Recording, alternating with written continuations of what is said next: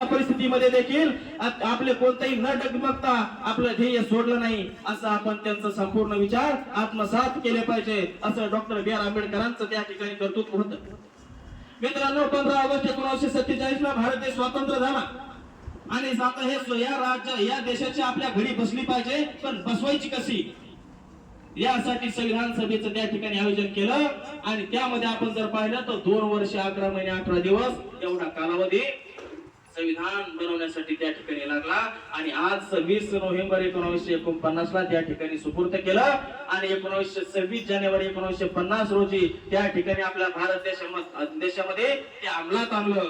आणि त्याचबरोबर आपण जर पाहिलं तर सामान्य माणसाचे हात बळकट करण्याचं काम त्या डॉक्टर बाबासाहेब आंबेडकरांनी लिहिलेल्या संविधानामुळे चालतं.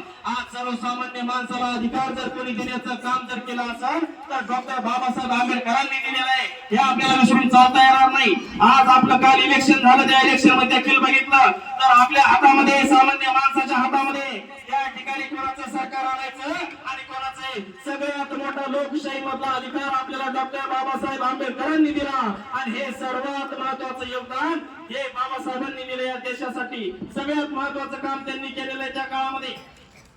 आणि मी एक छोटस त्यांच्यावरती एक गीत सादर करतो.